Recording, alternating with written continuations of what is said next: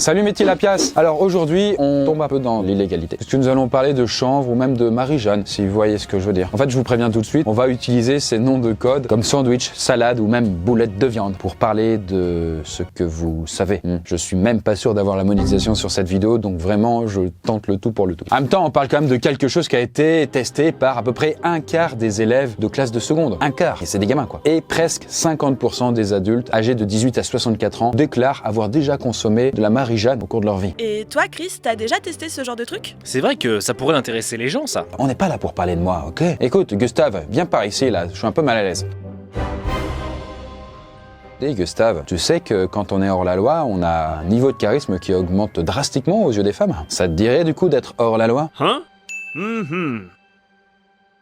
Bon, parfait, on va pas perdre plus de temps et on va t'envoyer à l'aventure. Et là, ça va te changer d'habitude, crois-moi.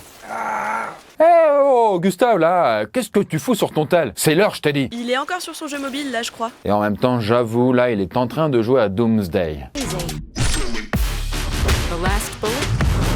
Doomsday, de son nom Last Survivors, est un jeu mobile gratuit de survie avec de charmants zombies dans un univers post-apo, bien évidemment. Donc on comprend qu'il joue, c'est vrai que c'est quand même addictif. C'est clairement l'un des jeux du moment où votre but sera de construire votre refuge, de l'améliorer et de recruter les meilleurs héros pour sauver l'humanité. Pas vrai, Gustave? Vous retrouverez tous les ingrédients du jeu de stratégie digne de ce nom. Mais en plus du mode histoire, vous allez également pouvoir varier les plaisirs. Par exemple, avec le mode Tower Defense, vous devrez éclater des vagues de zombies encore et encore. C'est l'un des modes que je préfère. Je suis à fond sur les Tower Defense, moi. Et puis, il y a également un mode survie où votre but sera d'enchaîner les quêtes. Et bien sûr aussi, comme tout jeu qui se respecte, vous aurez un mode multijoueur. Eh oui, Gustave, eh oui. Et d'ailleurs, qui dit multi, dit bien sûr des alliances. Et donc, ce sera l'occasion parfaite pour se faire de nouveaux potes via le jeu et donc de profiter au maximum de l'expérience. Et on fait comment pour jouer à Doomsday? Eh bien, c'est simple, Edgar. T'as juste à passer par le lien en description ou à scanner le QR code qui s'affiche. Si vous téléchargez le jeu via ce lien, vous gagnez 250 € de cadeaux in-game. Et surtout, tous ceux qui téléchargent Doomsday en passant par ce lien ont une chance de tirer au sort une Nintendo Switch OLED. Rien que ça. Bonne chance à tous. Et nous, on est reparti pour un peu plus se plonger dans l'histoire de la salade. Quels sont vraiment les risques de la fumette? Toutes les idées reçues sont-elles fondées? Combien ça coûte? Et surtout, comment s'en sortir si on tombe dans l'addiction? Et on va voir ça tout de suite. Être accro à la Marie-Jeanne, ça fait quoi?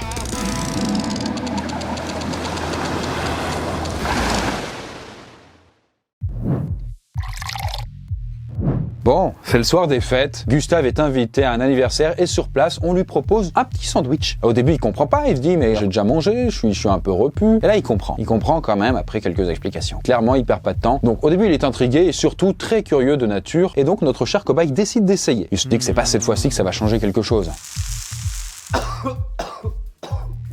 Dis donc mon bonhomme, visiblement c'est pas pour toi. On rappelle d'ailleurs que Gustave n'est de base pas fumeur, donc clairement ça va niquer ses poumons, il va tout sauter, voilà. Donc à pas pour les besoins de nos précédentes vidéos, Gustave n'est pas accro à la clope. Et d'ailleurs bien souvent, que ce soit pour la clope ou pour quelque chose de plus fort, la première fois est rarement un plaisir. Néanmoins, et loin de se laisser abattre, Gustave va retenter plusieurs fois dans la soirée, jusqu'à finir par apprécier son sandwich comme il se doit, avec sa petite salade dedans, sa boulette de viande, enfin vraiment c'est nickel quoi. Même si ça pique quand même en vrai un peu la gorge. Ouais, enfin, c'est pas la meilleure façon de montrer sa persévérance. Enfin bref, Gustave va quand même rapidement prendre goût à cette petite saveur et cette odeur de printemps, quoi. Et il va répéter l'expérience le week-end d'après et encore celui d'après. Vu que, en fait, il va passer ses week-ends avec cette personne qui l'a initié. Car ouais, en fait, faut pas beaucoup de temps avant que l'on devienne dépendant. Même si ça dépend bien sûr de chacun.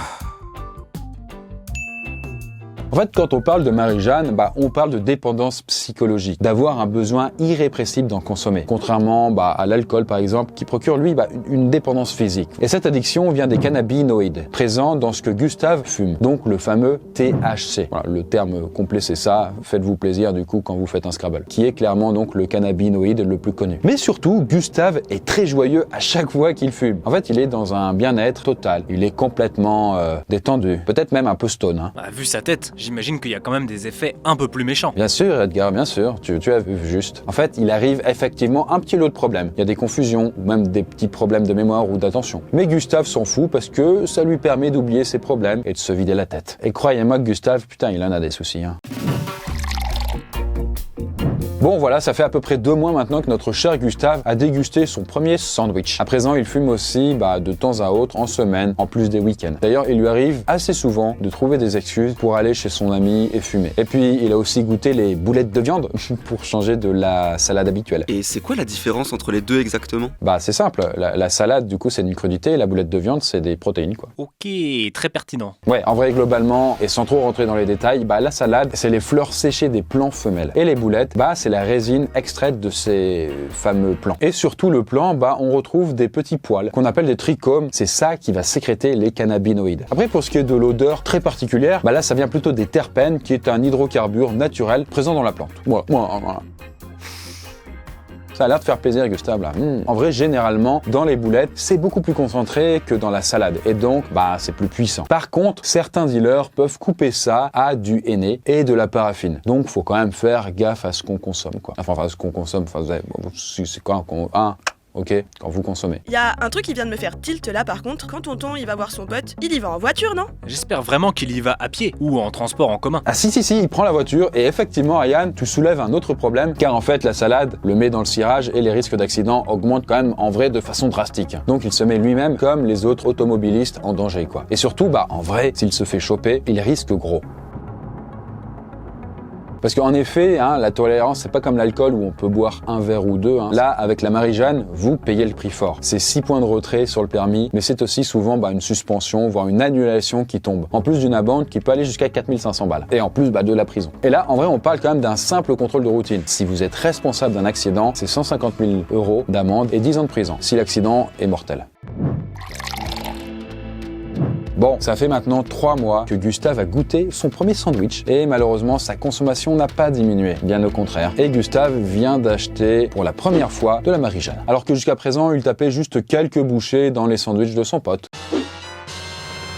Hop là, le voilà délesté de 50 balles. Et on va voir du coup, pour cette somme, combien de temps ça va lui tenir. Par contre, Chris, tonton il est pas un peu vieux pour se mettre là-dedans? Écoute, en vrai, pas vraiment quoi. Alors certes, en France, faut savoir que la moyenne d'âge de la première expérience de sandwich, c'est de 17 ans, alors que dans les années 90, la moyenne d'âge était de 25 ans. Donc voilà, il y a une belle progression, quoi, on va dire. Des belles perspectives d'avenir, quoi. Mais bon, en vrai, tout ça, ça évolue avec le temps et avec la démocratisation, si on peut dire ça comme ça, quoi. Par exemple, en 2021, selon une étude de l'OFDT, la moyenne d'âge des consommateurs est de 32 ans. Donc en vrai, Gustave est plus ou moins dans cette tranche, quoi. Ouais, mieux vaudrait ne jamais commencer. Effectivement. En fait, ce serait plus simple comme ça, mais vaut mieux commencer à l'âge de Gustave plutôt que jeune, quoi. Tu veux dire quoi par là? Écoute, Edgar, c'est marrant, puisqu'en plus, t'as pile l'âge, du coup, il faudrait pas commencer, quoi. Et c'est très simple. En fait, plus vous commencez tôt, plus vous avez de chances de devenir dépendant. Et surtout, votre cerveau, il est toujours en développement. Plus vous commencez jeune, plus vos aptitudes vont décliner rapidement. Donc, on va essayer de se rassurer avec ça pour Gustave. Par contre, je vais pas vous mentir, il est pas au top de sa forme. Il est toujours là dans le cirage et il devient même assez irritable de temps à autre. Et d'ailleurs, pour répondre à notre question un peu plus tôt, sachez que Gustave n'aura mis que 3 semaines pour faire partir ses 50 € de matos en fumée. Dans tous les sens du terme, quoi.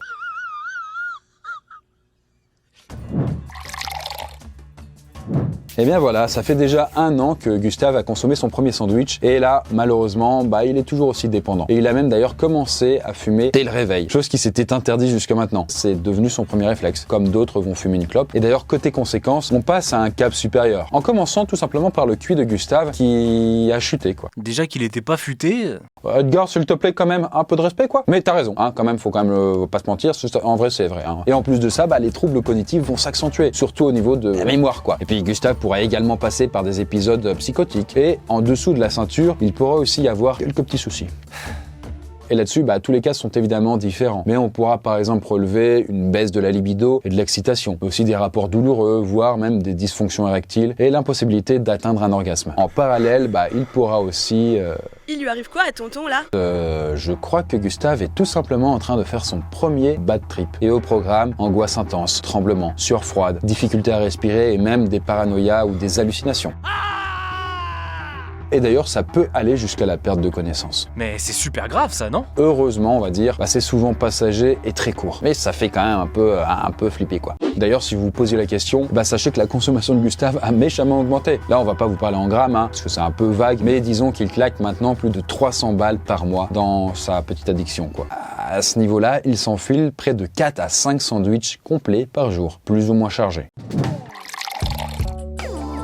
Bon, vous avez compris, le temps passe et là maintenant, ça fait 2 ans que Gustave va s'enfiler quotidiennement entre 5 et 10 sandwichs. Par contre, je me faisais une réflexion, Chris, il a pas perdu du poids? Effectivement, Ariane, Gustave a perdu près de 7 kilos depuis qu'il consomme régulièrement. Mais détrompez-vous, fumer ne fait pas perdre du poids, au sens propre du terme. Ça va pas brûler des calories, vous voyez quoi. Plusieurs études vont s'accorder à dire que le THC régule notre intestin et par extension, il accélère le métabolisme. Mais surtout, en vrai, ça peut faire fonction coupe-faim. Et donc, comme Gustave a moins d'appétit, soit il va sauter des repas, soit il va moins manger, et donc forcément, il va maigrir. Hein. Voilà donc ce qui explique que certains fumeurs perdent du poids, parfois même beaucoup. Hein. Mais encore une fois, chaque cas est différent. Par contre, notre cher Gustave expérimente de plus en plus des baisses de tension artérielle, avec supplément vertige d'ailleurs. Mais il continue de fumer parce que ça lui fait du bien et ça le canalise. D'après plusieurs témoignages, des personnes violentes ont trouvé dans la Marie-Jeanne un moyen de se calmer, finalement, de trouver une certaine stabilité dans sa vie. Mais je me posais une question, il fume pas à côté ici? Pas du tout.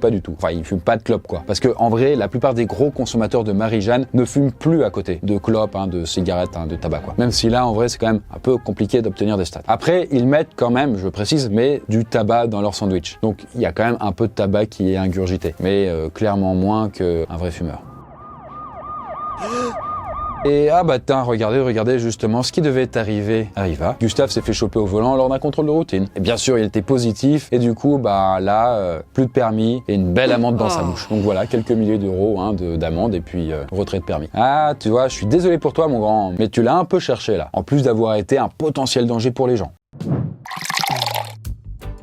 Voilà, ça fait 5 ans que Gustave mange des sandwichs. Là, sa consommation a continué à légèrement augmenter jusqu'à quand même, se stabiliser. Et là, désormais, ça fait un petit moment qu'il claque plus de 500 € par mois là-dedans. Il lui faut donc un bon boulot pour assurer ça, C'est sûr qu'un mec au SMIC, il va quand même vraiment galérer.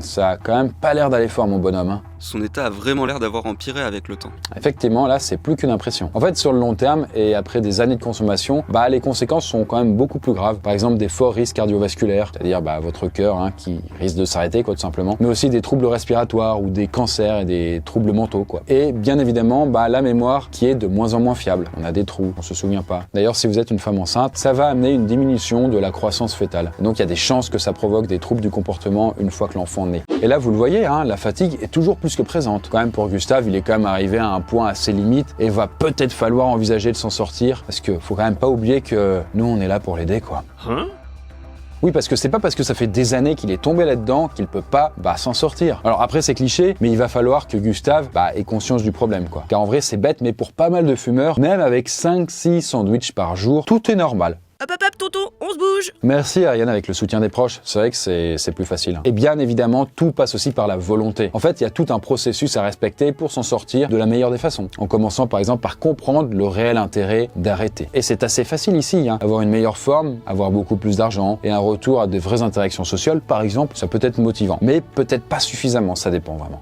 Et pour que Gustave entame son sevrage, il peut déjà identifier des endroits ou des personnes qu'il assimile à la fumette.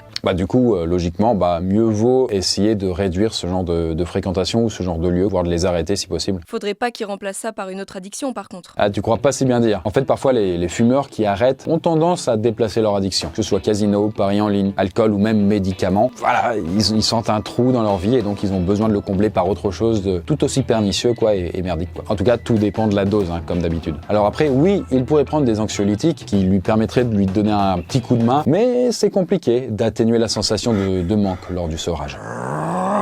Bon, les anxiolytiques, je précise, ça sert à calmer, à apaiser. Mais en vrai, Gustave, le plus dur, c'est en même temps le plus simple, c'est d'arrêter d'un coup sec et du coup d'affronter ton addiction en face à face, Clairement, ça va pas être une partie de plaisir. Si cela varie en fonction des personnes, la majorité des symptômes surviennent dans les premières 24 à 72 heures après l'arrêt, avec un pic au cours de la semaine. D'après plusieurs études, le sevrage est plus compliqué chez les adultes, cela étant sans doute en rapport avec la fréquence plus grande et la quantité consommée. Et il y a pas mal de symptômes pas cool pendant les sevrages. Par exemple, après 3 jours sans avoir touché le moindre sandwich, Gustave a tendance à être agité et anxieux. Il lui arrive aussi d'être irritable, voire agressif. Et puis il fait aussi pas mal de cauchemars, mais il se fait violence et il se dit qu'il faut passer par là. Mais il reste aussi l'option d'aller en cure de désintox quand la volonté ne suffit pas. Néanmoins, faut savoir que ce sevrage est plus facile à aborder que celui de l'alcool, par exemple, qui est très compliqué sur le plan physique. Et puis bon, en vrai, on est à des années-lumière d'un sevrage aux opiacés, comme l'héroïne ou le fentanyl. Donc lâche rien mon petit Gustave, lâche rien. Voilà, on a fait un petit saut là dans le futur, quelques mois après le sevrage. Gustave a réussi à s'en sortir.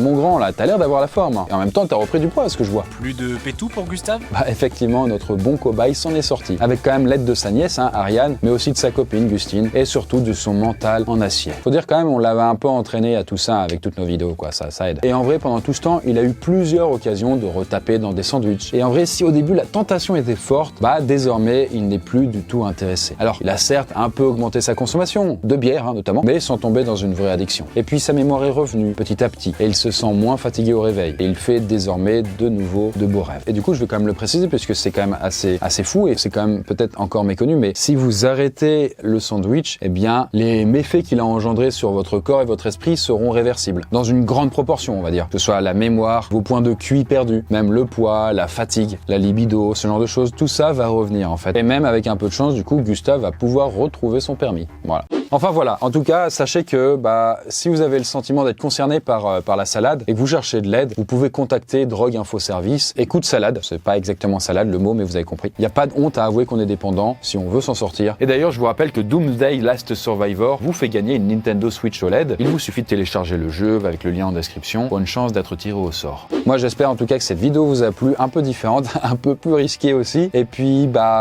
selon le succès, et puis monétisation ou pas, on verra si on peut pas faire sur de la farine et compagnie, quoi, je sais pas. On n'est jamais sûr. Sur ce, moi je vous dis à très bientôt pour la prochaine vidéo.